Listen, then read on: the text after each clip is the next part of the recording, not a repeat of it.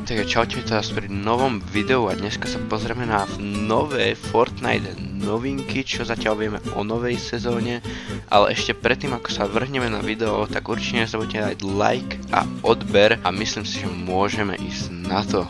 Ok, takže vlastne prvá vec, ktorá sa nám líkla je tá, že Sandstorm už je v druhej fáze a live event teda stále pokračuje a búrka sa stále približuje. Mňa osobne fakt zaujíma, ako to príde na tú mapu a ako skončí tá mapa. Že to nejak zničí mapu alebo čo to s ňou spraví, ale fakt ma to zaujíma. Takže druhá vec, dneska nám vlastne už do shopu 18. teda konečne pridali Lokiho a tú Sylviu. Tieto dva skiny už mali výjsť, ak sa tak nemýlim, tak pred 6 mesiacmi, ale bol tam nejaký problém, ale jak už vlastne odkúpilo tých 10% Epicu Disney, tak vlastne už si myslím, že bude viac spolupráci s Marvelom a celkovo viac spolupráci a to je práve pre tých, ktorí si nestihli kúpiť toho Lokiho z roku 2021, ktorý bol vlastne o Fortnite Crew, bol limitovaný a je už veľmi vzácny. Tak pre tých je sem práve táto varianta a je možno ešte aj krajšia ako ten skin, ktorý bol predtým. Ďalšie lík je vlastne to, že nám potvrdili už tú spoluprácu s tým Falloutom a vlastne líkli tým aj tú novú lokáciu, čož dúfam, že bude lokácia, lebo strašne mi to pripomína tú takú lokáciu Slurpy Swamp z kapitoly 2. Som osobne rád za túto spoluprácu, lebo to konečne není už žiaden avatar nič, ale je to aspoň vec, ktorú poznám konečne, hej, aj keď avatar poznám tiež, ale proste vec, ktorú sme hrávali dakedy a je to proste konečne dačo iné aj. Ďalšia vec mega zaujímavá, na tých Monster Jamoch,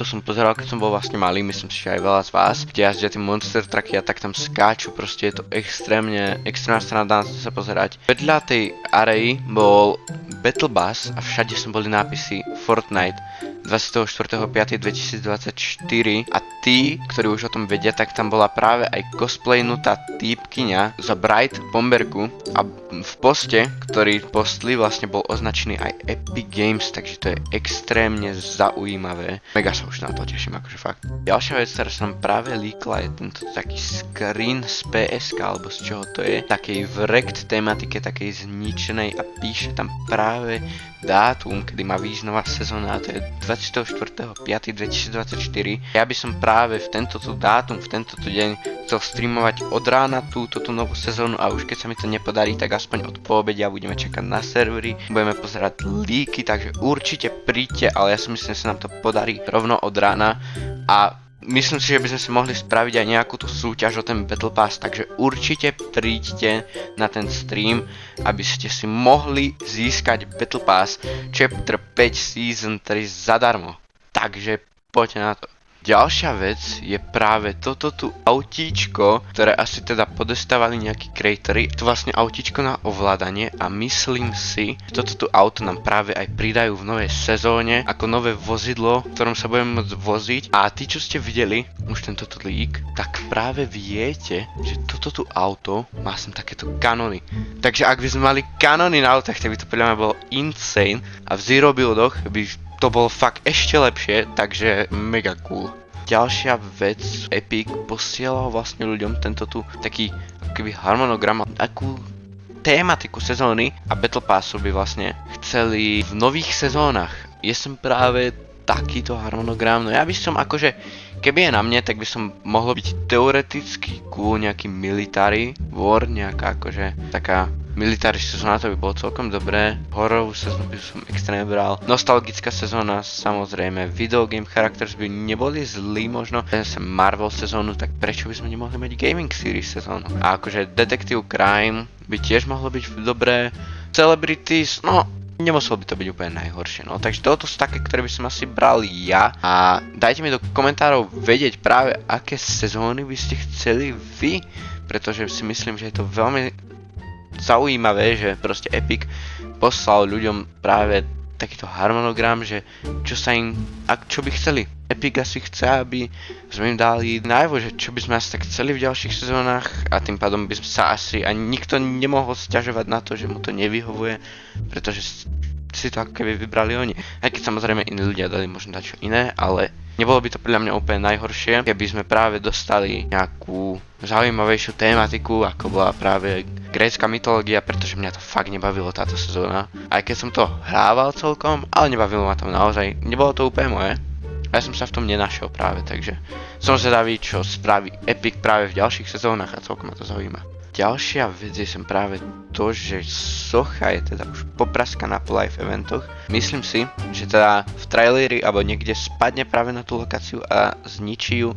Podľa mňa by bolo zaujímavé, keby ju práve zničí tá búrka, že ju tak znesie alebo niečo. Bolo by to podľa mňa fakt zaujímavé, keby sa to stane. Ale no, uvidíme, čo sa stane. Ešte pre tých, ktorí ten live event nevideli, tak vám som ešte pustím takéto krátke videjko bez môjho komentára z toho live eventu, aby ste si to mohli asi tak užiť. No.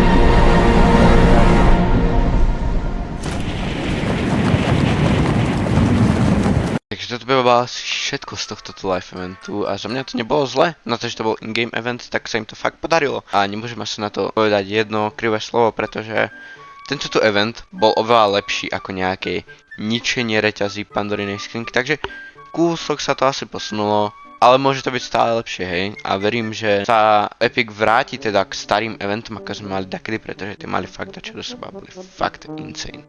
Ďalší tweet je táto tu Jonesyho konverzácia, ktorú vám idem hneď preložiť. Všetko ide podľa plánu? Perfektné. Zmena sezóny sa blíži. Musíme byť pripravení na to, čo prichádza. Verím v teba.